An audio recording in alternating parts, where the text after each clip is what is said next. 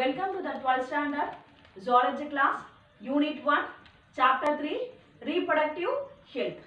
So this class we are going to learn about the infertility. What is infertility? The inability to conceive or produce children even after unprotected sexual cohabitation is called as a infertility, or else the inability of a man to produce sufficient or inability to produce a insufficient number or quality of a sperm to impregnate a woman, that is also called as a infertility. Or else in simple term, the inability of a woman to become pregnant or else to maintain a pregnancy, that is called as a infertility. So next we are what is clear for everyone. So what is the infertility? The inability of a woman to become a pregnant or else to maintain a pregnancy, that is called as a infertility.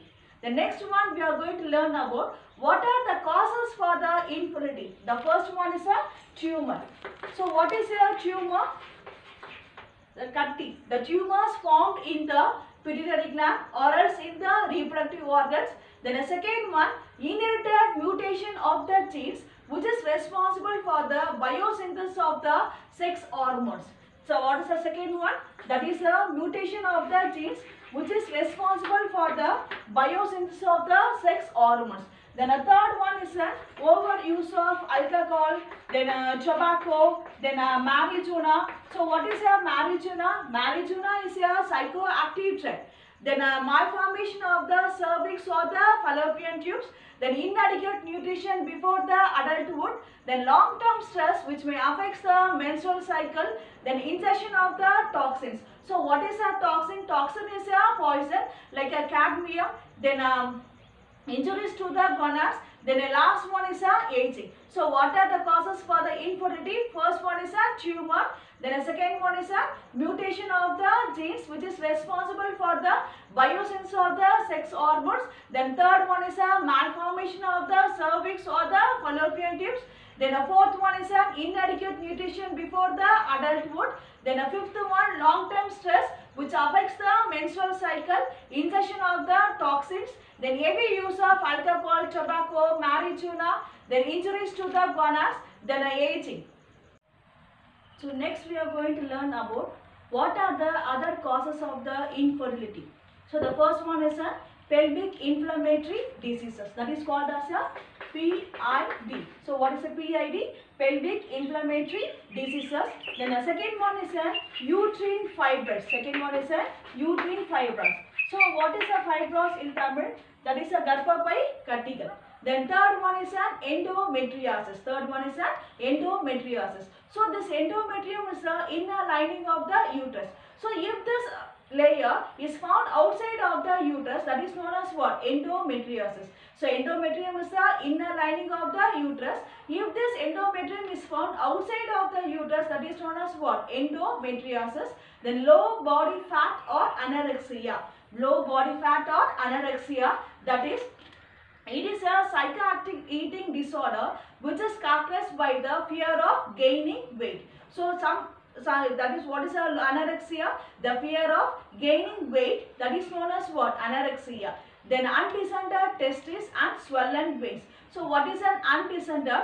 If the testes fail to move into the scrotum, if the testes fail to move into the scrotum, that is known as what? Undescended. Then a varicocele. Varicocele is nothing but the swollen veins in the scrotum. Then a tight clothing in the men which may raise the temperature in the scrotum which affects the sperm production. Then underdeveloped testes on the ovaries. Then female may develop the antibodies against a partner's sperm. Then males may have an autoimmune response to the own sperms. So what are the reasons for the infertility? First one is a pelvic inflammatory diseases. Then a second one is a uterine fibroids. Then third one is a endometriosis. Fourth one is a low body fat or the anorexia. So what is anorexia? The fear of gaining weight. When you eat more, the fear of gaining weight, that is known as what? Anorexia. Then undescended testes and swollen waist. So what is an undescended? If the testis fail to move into the scrotum, that is known as what? Undescended. Then underdeveloped testes are the ovaries. Then tight clothing in the men, which may raise the temperature in the scrotum, which affects the sperm production. Then a female may develop the antibodies against the partner's sperm. Then males may have an autoimmune response to the own sperms.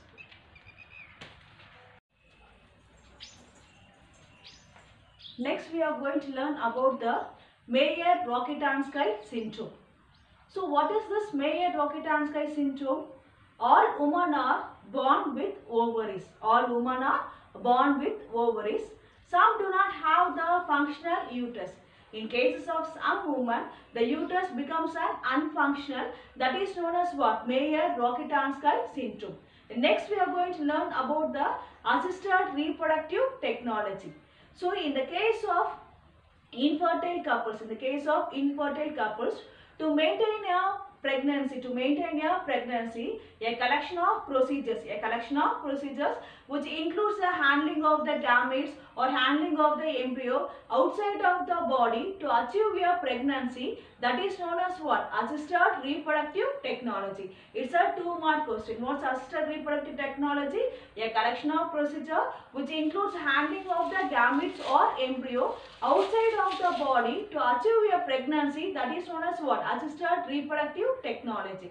So it includes the intrauterine insemination, in vitro fertilization, zygote intrafallopian transfer, gamete intrafallopian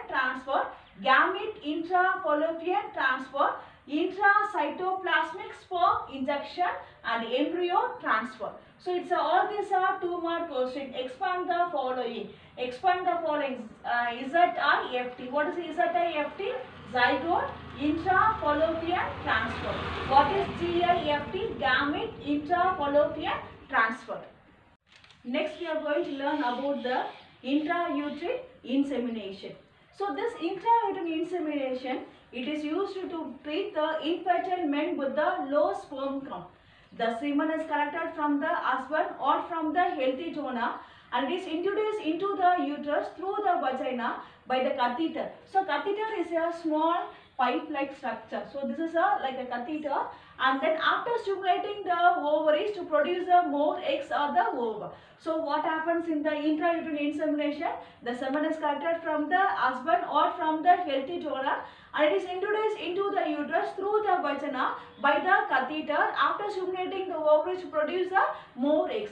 So here the sperm automatically swims towards the eggs and to fertilize the eggs towards the fallopian tube to fertilize the eggs, resulting in a normal pregnancy.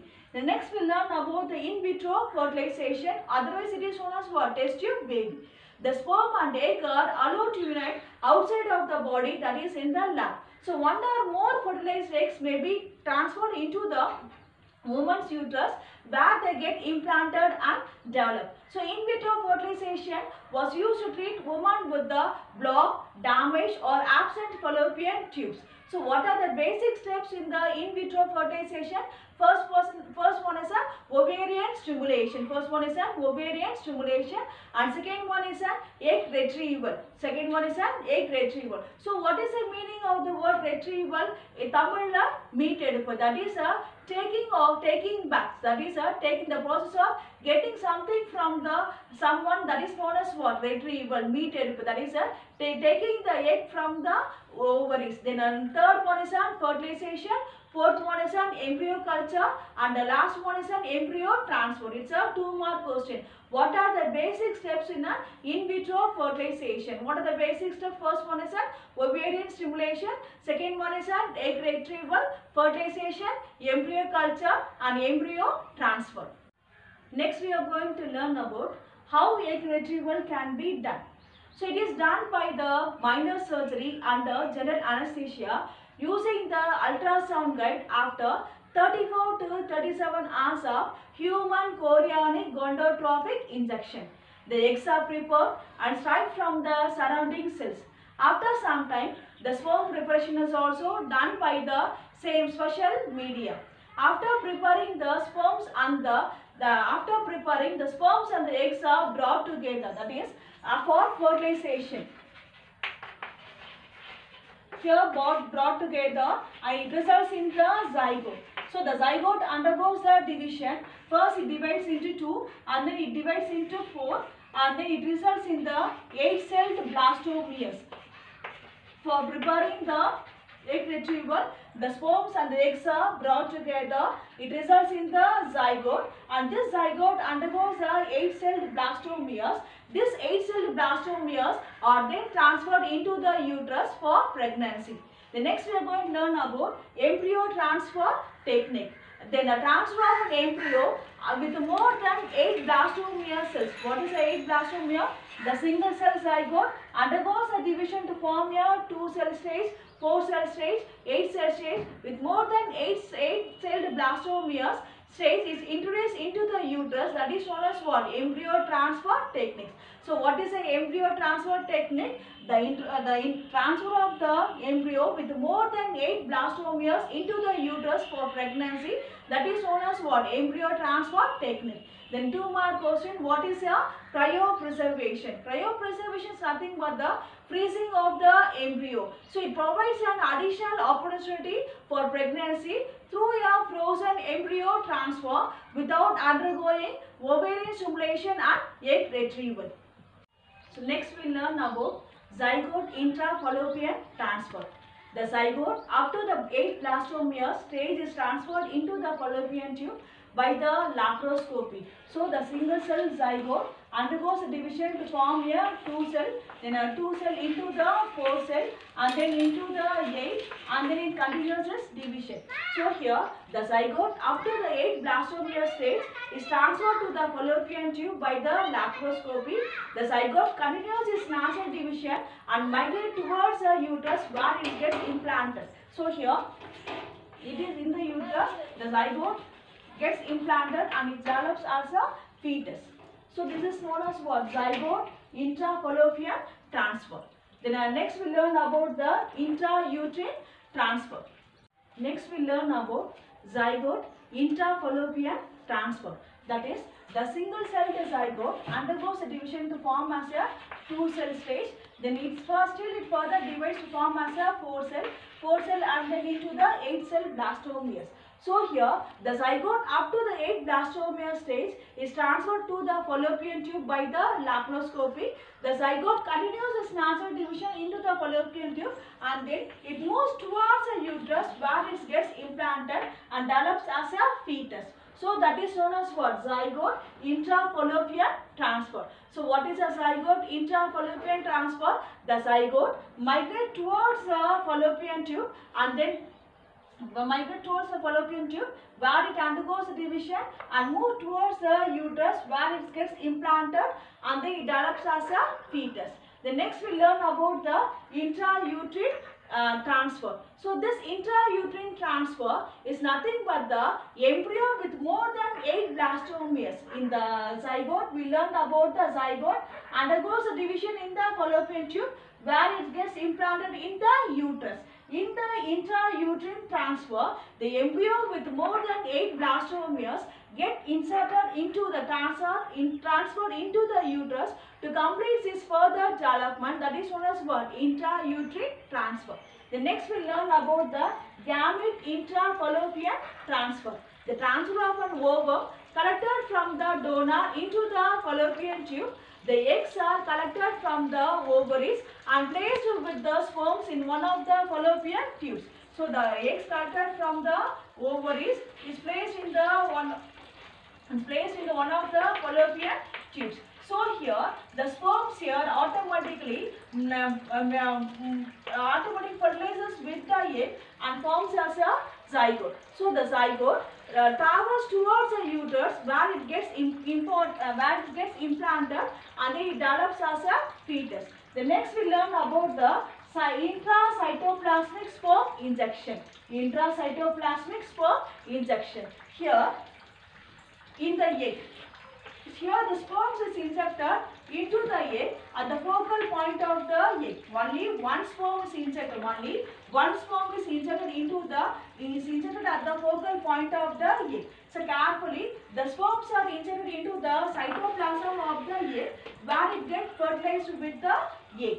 So that is known as what? Intracytoplasmic sperm injection. So next we learn about the surrogacy. So surrogacy means what? In Tamil, Vadagathai. So it's agreement whereby a woman agrees to carry a pregnancy for another person. So what is a surrogacy? It's agreement whereby a woman agrees to carry a pregnancy for another person, that is known as what? Surrogacy. So through the in vitro fertilization, the embryos are created in the lab, that is in the outside of the body, and are transferred into the surrogate mother's uterus. So that is known as what? Surrogacy. The next we learn about the male infertility prevention. How we can prevent the infertility in the male. The microsurgical sperms retrieval. Retrieval means what? Bringing back from the testicles. It involves a small midline insertion in the scrotum. That is here in the scrotum, a small insertion is made.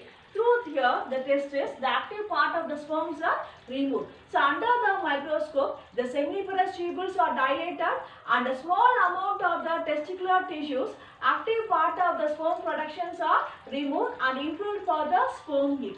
So here it is the main aim to prevent the infertility in the males. That is, the insertion is made on the small scrotum and the active part of the sperms is removed for further development. Then next we learn about the detection of the fetus during the pregnancy, during the early pregnancy.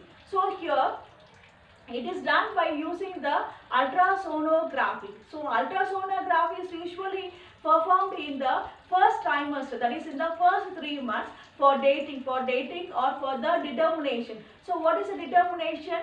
Tamilana, that is a quality of the being determined, that is known as what? Determination, and the number of fetus is detected, and for the assessment of any early pregnancy complications. So any detection in the fetus is done by the ultrasonography. This ultrasonography is used to determine the dating of the fetus, determination of number of fetus, and for the assessment of any early pregnancy complications.